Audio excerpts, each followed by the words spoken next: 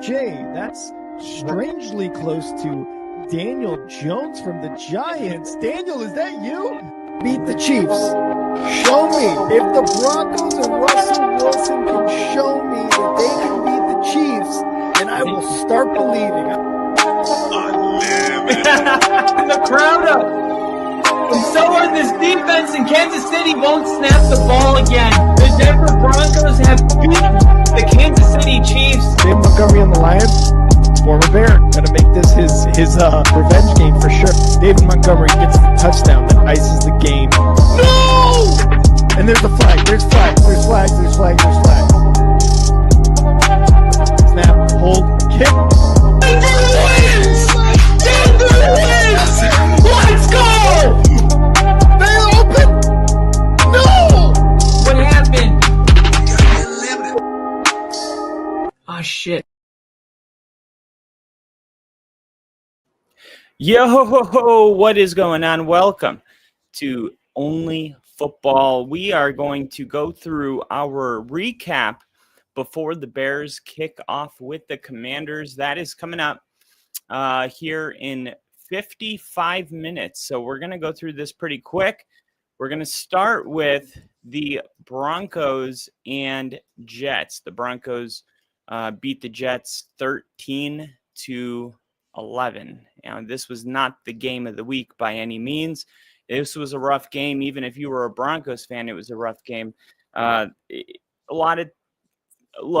a lot to say about this game as far as if you're a Broncos fan, who to blame and all of that. We're gonna save that for another video. We're just gonna say the Broncos leaned on their defense for this win. Their offense struggled to make an impact. I still feel like Bo Nix isn't being unleashed the way that we want to see him. I think the numbers are misleading. The Broncos are ranked as a top 5 rushing team. I don't believe they're a rushing team. I believe that they are only successful at rushing the football when they first establish the pass and not vice versa. And honestly, I believe yesterday was some kind of experiment that Sean Payton was running in real time to see what would happen if he were to just stick with the run, something that we know he struggles to do when the game feels like it's getting away. That's why when they zoomed in on his play calling sheet, it said run the ball in all caps. This is something he has to remind himself to do. And I think Sean thought that with a team as bad as the Jets, that he could actually try this out and see what happens if I just stick with the run the entire game. What if I don't pivot? Does the running game eventually work, or does it just continue to stall? And the answer was the running game does not eventually work when you don't first establish the pass. The Broncos in the fourth quarter in the Eagles game, they started throwing the ball. They finished the fourth quarter with more passes than runs, whereas earlier in the game, they were running the football more than passing. They have success running the football when they throw the ball, but the run game never really got going in this one. To J.K. Dobbins' credit, he did a good job avoiding negative plays on the ground, but they weren't able to manage positive ones. I just felt like every run got them about 3 yards, which is right around his average on the day. But, with 14 carries for 40 yards, you're definitely leaving something to be desired. And then RJ Harvey continues to be a distant backup. He only had 2 carries on the day.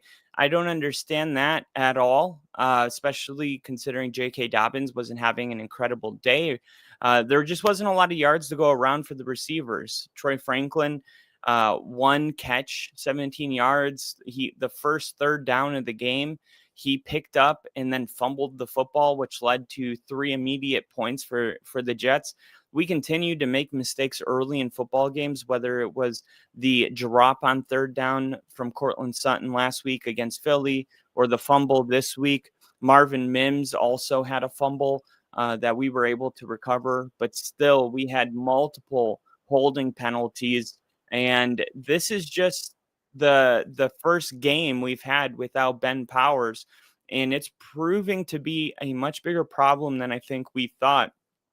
PR I don't even care enough to learn how to pronounce his name.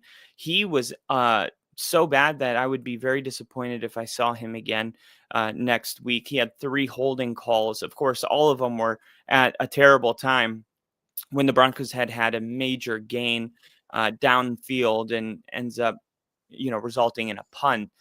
We just continued to do that. And the Jets, they just had offensive issues everywhere. Now, I guess the only stat I need to tell you is that the Jets finished this game with -9 passing net yards. That hasn't happened since 19 something, and it's never happened in Jets franchise history.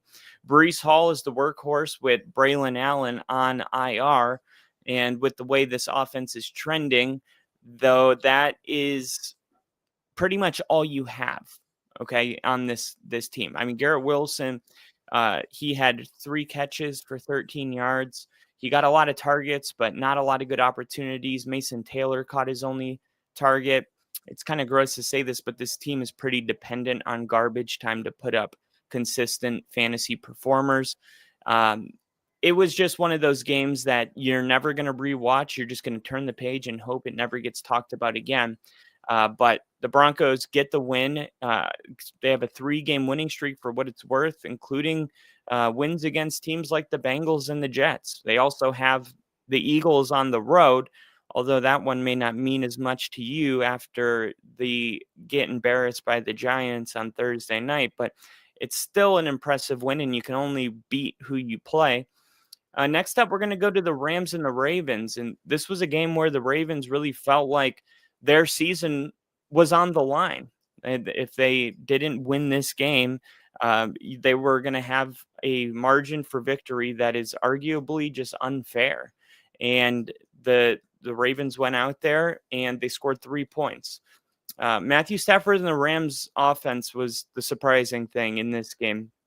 It had one of their weaker performances of the season.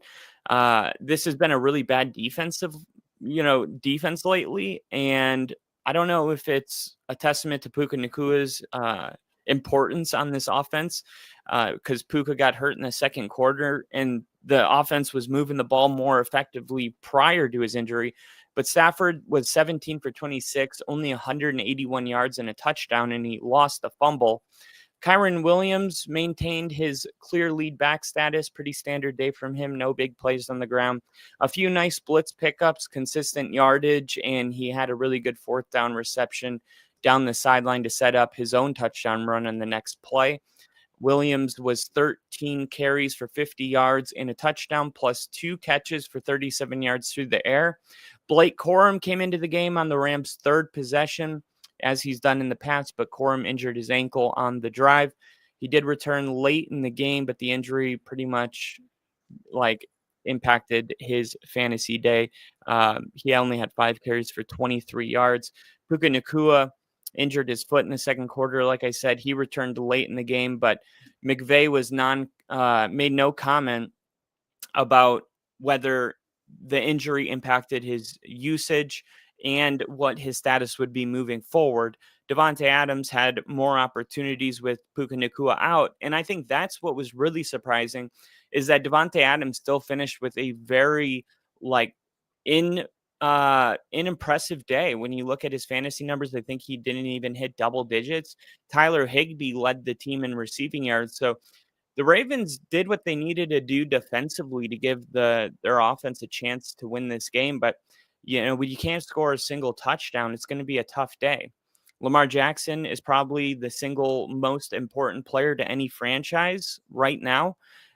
We are seeing now, without Lamar Jackson, this team loses 90% of their games. I mean, I'm so shocked to see that they haven't even been able to maintain 500 or something respectable. They're just getting their ass kicked every single week. The Rams have made a handful of first half mistakes that gave the Ravens an opportunity to hang around, but the Ravens couldn't capitalize on any of them. They only managed a 3-3 halftime tie before making their own third quarter mistakes. And then the Rams got a 2-possession lead, and then they just cruise control from there. Derrick Henry had a good game on the ground, and this was one of my keys to victory. I mentioned before this game that the Ravens were something insane. I think it was like 19-1 in games where Derrick Henry had 90 or more rushing yards, and the Rams have been really good at stopping the run. So I thought that was a key to victory for the Ravens, and he ends up having 24 carries for 122 yards, and yet it didn't result in a win. So now they're 19-2 or whatever. As Dave Flowers was the primary target in the passing game, he's kind of been dragged down by offensive struggles. He had a lost fumble in this game, which was actually pretty important, I think, when you go back and see that was just kind of like the nail in the coffin. Mark Andrews continues to play as the top tight end ahead of Isaiah Likely. But overall, the Ravens, I don't know if they're going to be able to come back from the hole they've dug themselves into. But another bad performance by the Baltimore Ravens, and they are probably done for the year. But I wouldn't rule out a 12-game winning streak when Lamar Jackson comes back. We just know what he's capable of. The Cowboys and the Panthers. The Cowboys get into shootouts with everyone. It doesn't matter whether it's a good offense or not. You will be when you're playing the Cowboys. Dak Prescott was great. He's been great all season. I think he should be considered MVP. I'm not kidding. I think Dak Prescott is one of the most underrated quarterbacks in the NFL, probably the most underrated quarterback in the NFL. I remember he was in the 70s in the top 100, only being 14 months removed from coming in second place in MVP voting. I don't know why, it's like he got fired on his day off. We all just demoted him as a good quarterback because he was injured last year. I mean, the Cowboys are missing CeeDee Lamb, who's still out with an injury, but George Pickens, 168 yards and a touchdown. This is what Dak Prescott does. George Pickens never looked this good in Pittsburgh. Look at how good George Pickens looked. He's playing like a true number one wide receiver. And this was something I said before the Eagles and Cowboys game week 1 is, what's George Pickens going to look like with a legit quarterback? And that's exactly what Dak Prescott is. He's so physical at the catch point that it always stands out. Every time you see him make a catch, there's somebody close to him and they're just getting mossed or outmanned by him. He had a really fun athletic hurdle down the sideline in one of his catches. I'm really interested to see how the offensive philosophy will change when CeeDee Lamb comes back with two essentially top 10 wide receivers right now, maybe even top 7. For the other pass catchers, Jake Ferguson kept his consistency on track. I said it a couple of weeks ago. Jake Ferguson is just a starting tight end, set and forget until proven otherwise. Although I think they were not able to replicate his monster games, that he's had. We saw Jake Ferguson go over 100 yards, only 33 yards, but the touchdown, I still think he's somebody you can rely on every single week. The ground game never got going for the Cowboys, and this is something with Javonte Williams that's becoming a trend. It's like he has one of these games where you're like, is he the best running back this year? And then he has 13 carries for 29 yards, 5 catches for 5 yards. And, this may be his first disappointing day in terms of fantasy production.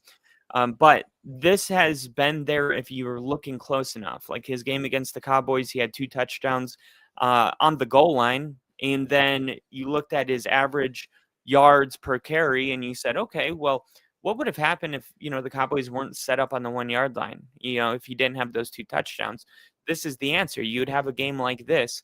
And this is something that I've been warning people about that have Javonte Williams.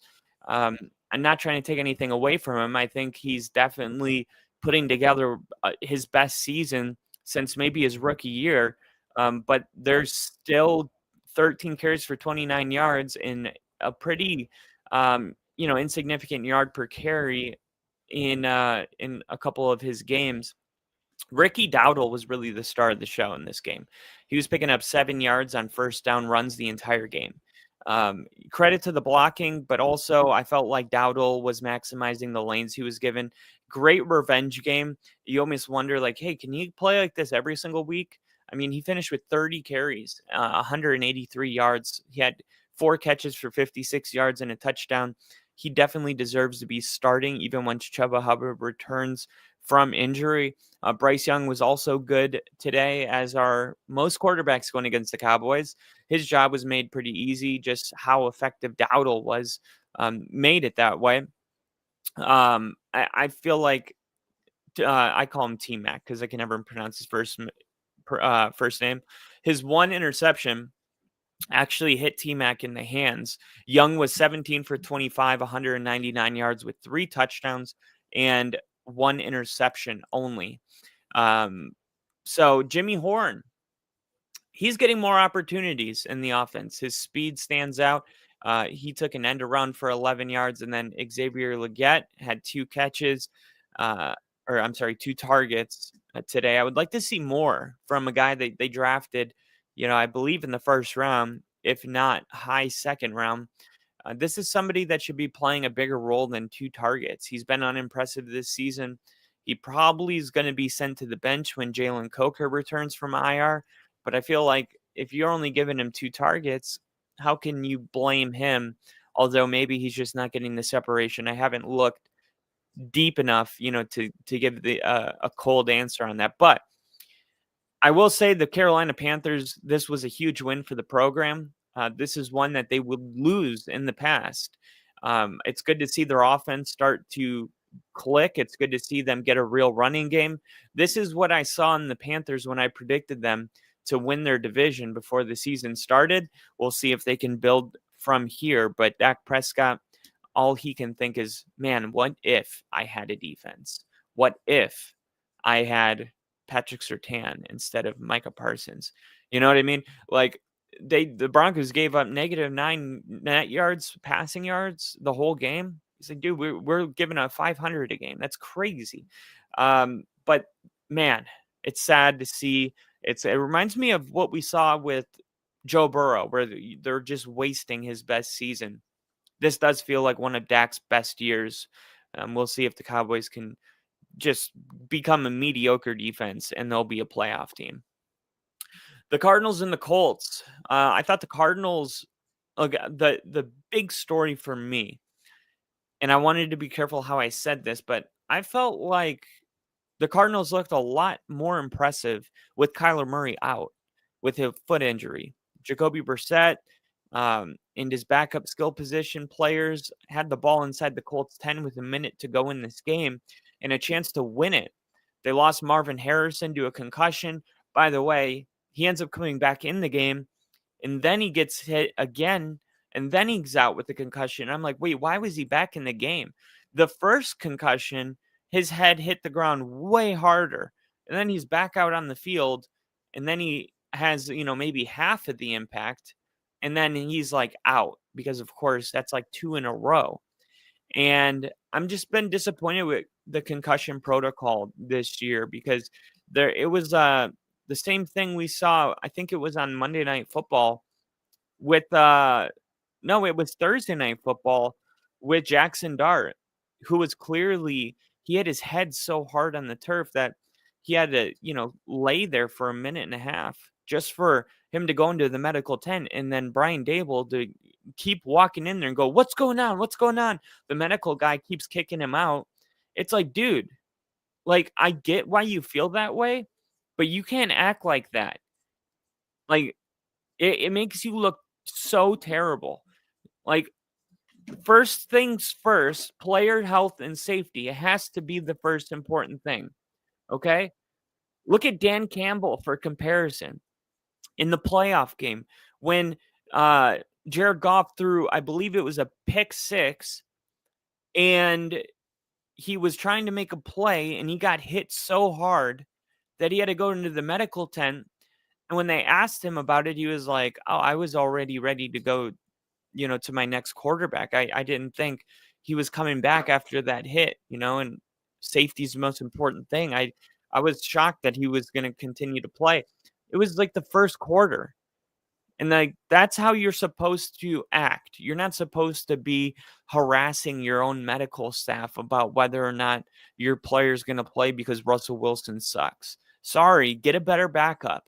Um, but I'm like, what is going on lately? Marvin Harrison comes back in the game and then he goes out with a concussion. I'm like, that's his second concussion. I don't know why they're calling it, whatever. We'll move on. Michael Wilson missed some time with his own injury, but he did eventually return to the game. And then Zay Jones stepped up to the challenge. He was Brissett's primary target on some of the key touchdown drives in the second half.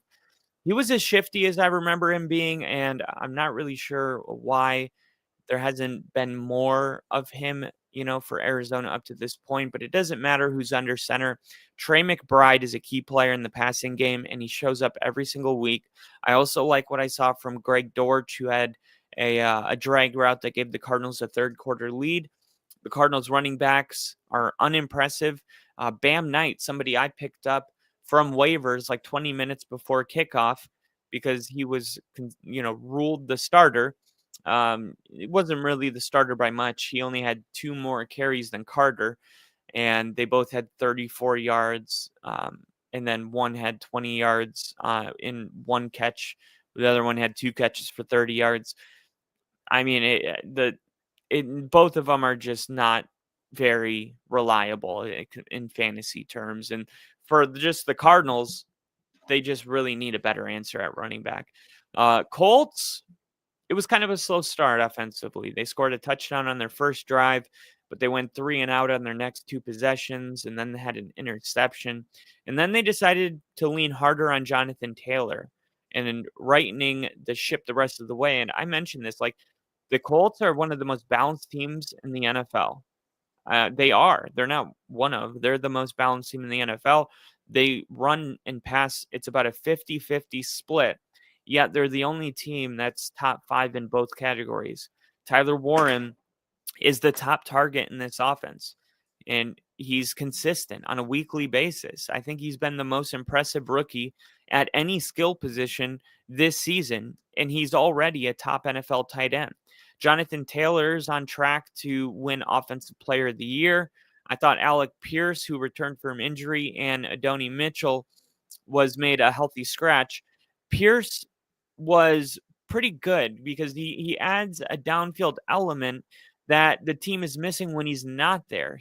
Pierce played alongside Michael Pittman and Josh Downs in 3 wide receiver sets, and then Josh Downs got his first touchdown of the season, and he was finding success winning separation with his quickness.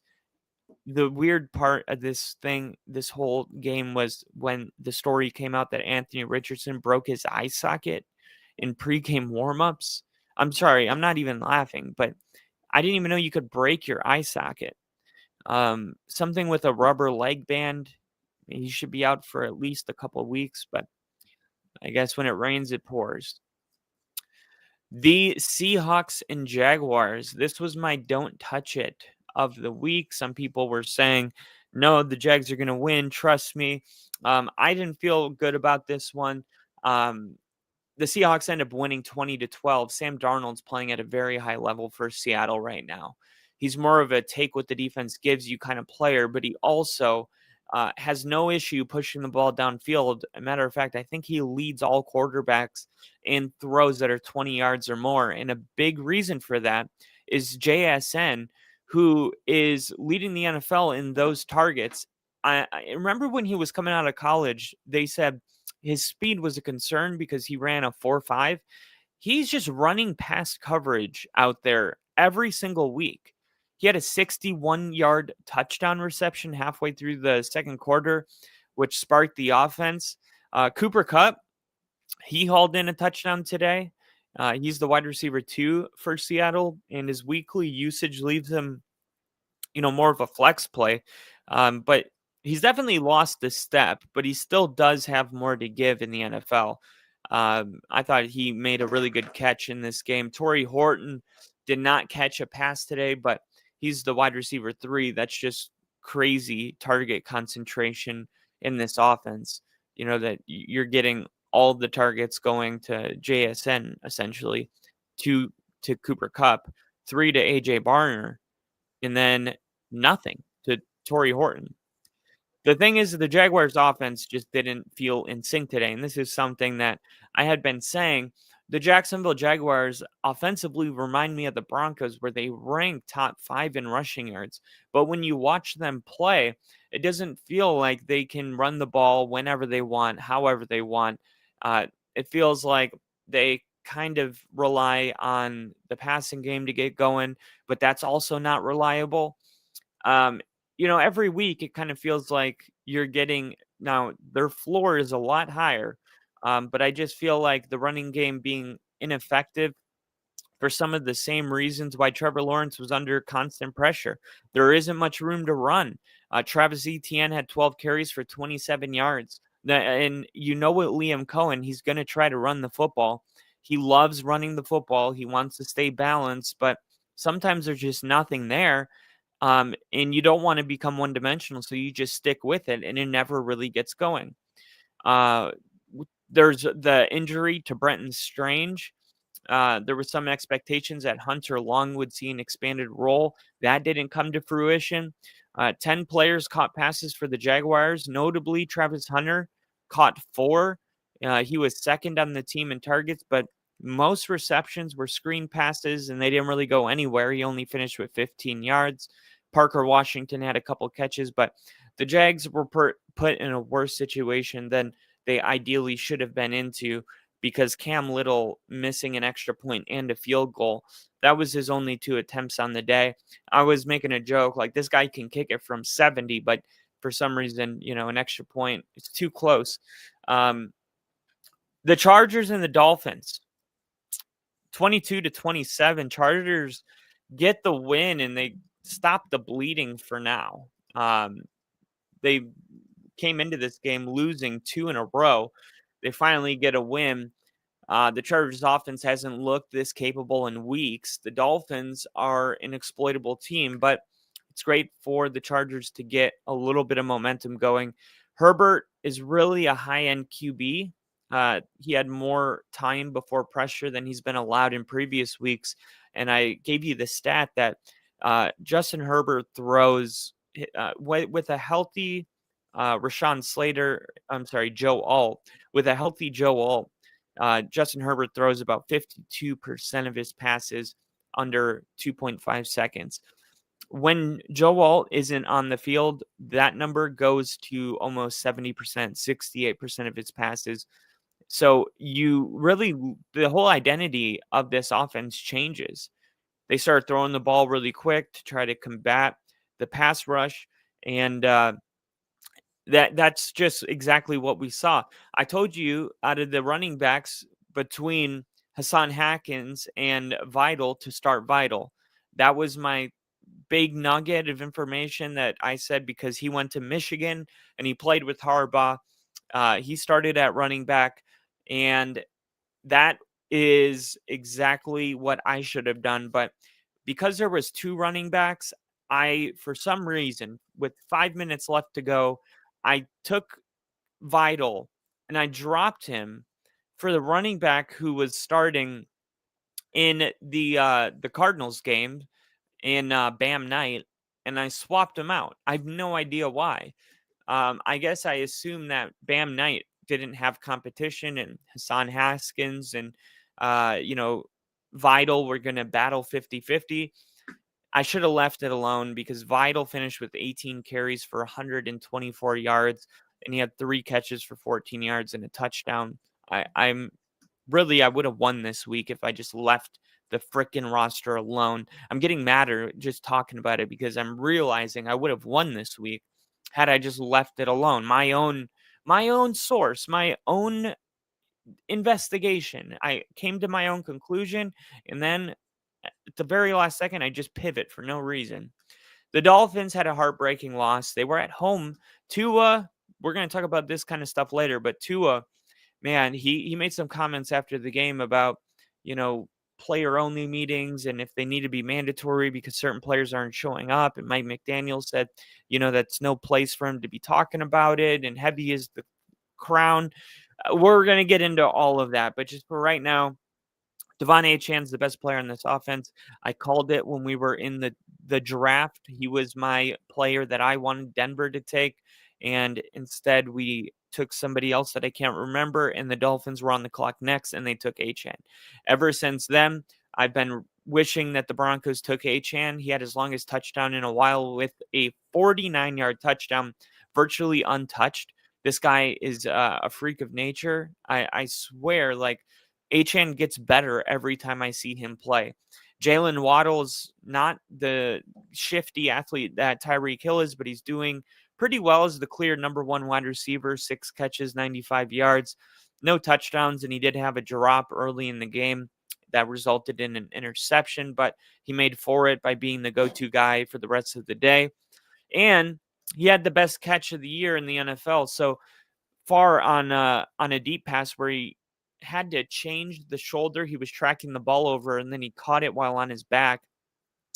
Very surprised after the game to see that Darren Waller was only targeted 3 times officially. I think there were at least 2 more that didn't count due to penalties because it felt like he was the go-to player as the number 2 receiver behind Jalen Waddle. And then Malik Washington is the 4th option in the passing game.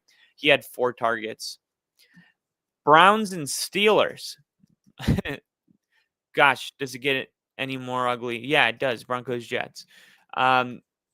This was the Steelers' first game coming out of the bye week, and now the Steelers have 4 wins. This was the first time Quinshon Judkins couldn't find room to run. The Steelers were loading the box and daring Dillon Gabriel to beat them. He couldn't. Gabriel needs to improve his downfield passing. The Steelers defense did a good job making Gabriel uncomfortable. Pretty much every key receiver for the Browns had at least 1 drop of a very on target passes.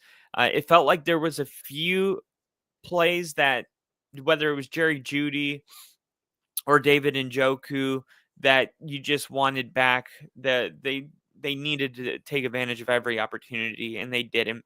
Jerry Jeudy had a team-high 13 targets, only 5 catches, though. And then some opportunities arise for Harold Fannin because David Njoku picked up an injury, and then he was in and out of the lineup for a lot of the game, especially late in the game. Aaron Rodgers for the Steelers. He's not going to win another MVP in his career, but I really like him as a quarterback for the Steelers. This is why I took the Steelers to win this division. We saw what the Steelers were able to do last year with Russell Wilson and Justin Fields, and maybe that didn't mean much to you guys, but it meant a lot to me because I understand, I'm very sensitive to how bad Russell Wilson really is. And I know Justin Fields is, maybe even worse. So the fact that they were 10-1, I thought, wow, man, I'm all in on the Aaron Rodgers thing. I really am. And you saw Aaron Rodgers have a really good play, good touchdown throw where he's rolling out, telling his receiver to go that way, and then throwing the ball. Just an old school backyard football play. Love to see it. DK Metcalf, he's the focal point in the passing game, and he had a touchdown, 95 yards. Calvin Austin missed this game with an injury, but they had a rotation of different players to fill in. You saw some Jonnu Smith, Pat Freiermuth, Darnell Washington had 3 catches for 62 yards. There was actually a play action pass completed to Darnell Washington on the very first play. So overall, we didn't learn anything new about the Steelers, but they continue to win, and not a shocker, the Browns continue to lose. The Patriots and the Saints, this game, I felt like this game was going to be close for no reason. It was. Drake May's playing like a very high-end quarterback. It reminds me of Justin Herbert, and I said going into this year that I had the Patriots winning about 10 games. I think Drake May is I'm not saying he's Josh Allen, but I'm saying I think he has the potential to be that. I think right now he reminds me more of a Justin Herbert. But either way, these are 2 guys that you really want to be compared to. I think this is a guy that can elevate an offense. I think he can make receivers better. And credit Josh McDaniels because he is calling plays consistently where the running back or the tight end is getting a chip on the edge rushers that is buying a little more time for Drake May to be pushing the ball downfield. And look, the deep ball is working. And a lot of that is because he is stepping up, sliding in the pocket, delivering great throws, and he is connecting on, a handful of deep passes in this game. He had a few more, but they came back with penalties. But Drake May was 18 for 26, 261 yards, 3 touchdowns. Just a really good, clean game from him. He's arguably better when he gets to show his ability to make plays on the move, whether it's like taking off for a scramble or sliding up in the pocket, just kind of like off the off ball plays, backyard football, make it up as you go football. He is good at that. Ramondre Stevenson, he's the starter again. Trayvon Henderson's getting work behind him. Both of them are averaging like 3.5 yards a carry or something, maybe 4.2, whatever it is. It's like 41 and 42. They're very, very unimpressive stats. Stephon Diggs took a back seat today, only 3 targets. You saw Demario Douglas with 3 catches, 71 yards. And then Booty was the primary outside player. He had 5 catches for 93 yards. But the Saints, they feel like the most complete team with 0 or 1 wins this year.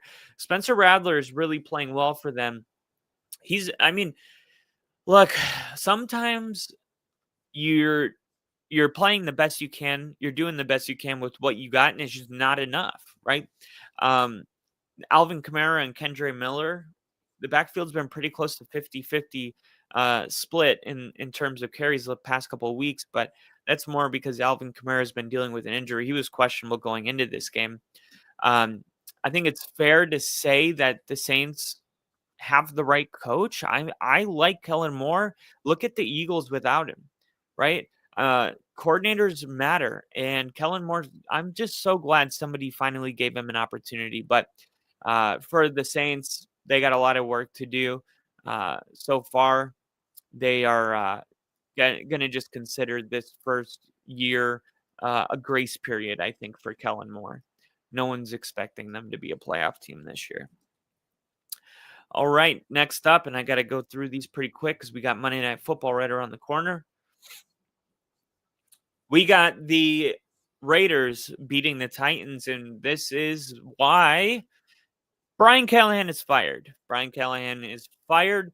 We had a better day from Geno Smith, who stayed upright, played efficiently outside of one bad decision that ended up in a turnover. Better is relative, but he's been one of the worst starting quarterbacks in the league for the last couple of weeks. So I think this game is a start, no matter if it was against Tennessee or not. Genty could have had a good day, but I just feel like they're just not running in the middle of the defense. If they could run away from Jeffrey Simmons, that might help. They just, I think I said that backwards. If they were to run away from the middle of the defense where Jeffrey Simmons was, Jeffrey Simmons is a really good defensive player. I don't know if people realize how good he is because when you're on a bad team, sometimes you just don't get the credit you deserve. Genty still had 75 yards and a touchdown. Brock Bowers still out with a knee injury, but Michael Mayer was back. He showed much of the offense appreciates having a good tight end. And Trey Tucker is really becoming a weekly presence. Jacoby Myers is consistent as well, but once again, kind of fell in the low end of his weekly range. But for the Titans, Cam Ward, he shows off his potential every week. He does. Like, he's the guy. 26 for 38, 222 yards. It's just not going to happen this year. Tony Pollard's still the starting running back. Tyjae Spears was more involved, but they just have a lot of work that they need to do. Tennessee's going to have a full rebuild.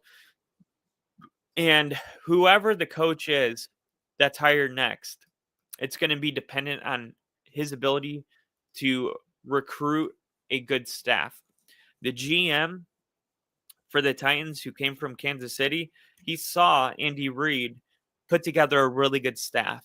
That's why they always would lose coordinators that had coaching jobs. That is what he's going to want the new head coach to do. How good can you recruit, and how good of a staff can you build? The 49ers remain without key offensive players: Brock Purdy, George Kittle, Ricky Pearsall, Javon Jennings, whatever. One target. It's getting really difficult, but the 49ers are just really gritty. I mean, whether it's Jake Tungus, who stepped up with 6 catches, 58 yards, Kendrick Bourne had 142. They have back-to-back 140-yard games. Christian McCaffrey continues to find no room on the ground, but makes up for it in the passing game. But the Bucs, Chris Godwin and Mike Evans, both missed this game due to injury. Emeka Egbuka left with a hamstring injury, did not return. Jalen McMillan is on IR and has no timetable for his return. So, I mean, it was Cameron Johnson, the return specialist, that led the Bucs in receiving yards, and Cade Otton, who was targeted more than any other player on the team. And then Tez Johnson, Bo Nix's brother, got a step deep and made an amazing full extension touchdown grab, an amazing catch. But good to see Tez Johnson get his first touchdown in a way like that, because that was just a baller play. And then Baker Mayfield, he should be the MVP front runner. He does it every single week. Bucky Irving even missed this game. No problem. I'll get it done. He had a scramble in this game, and everybody knows exactly which one I'm talking about. It's just what he does, and Baker Mayfield should be the best odds to win MVP right now. Packers get a win over the Bengals.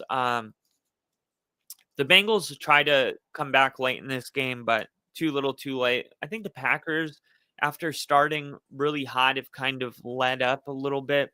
I think they'll still be considered a top 10 team right now, but they're on the fringe of it because they're not really beating teams in a way that's like a statement win. Noah Fant had some opportunities. Chase Brown and Samaje Perine played a relatively even split. Of course, Perine gets a lot of the passing situation snaps. No shocker there. But this was Joe Flacco's first game. It just doesn't really feel like an upgrade over Jake Browning. I'm surprised that they made this trade, but I guess the Bengals felt like we can only lose a couple more games before it's unrealistic to ask, Joe Burrow to fix it and get us in the playoffs. So desperate calls for desperate measures. So Packers get the win. Josh Jacobs is a very good running back. Christian Watson is getting pretty close to returning at wide receiver, but for now, it's still Matthew Golden, Romeo Doubs, Tavion Wicks.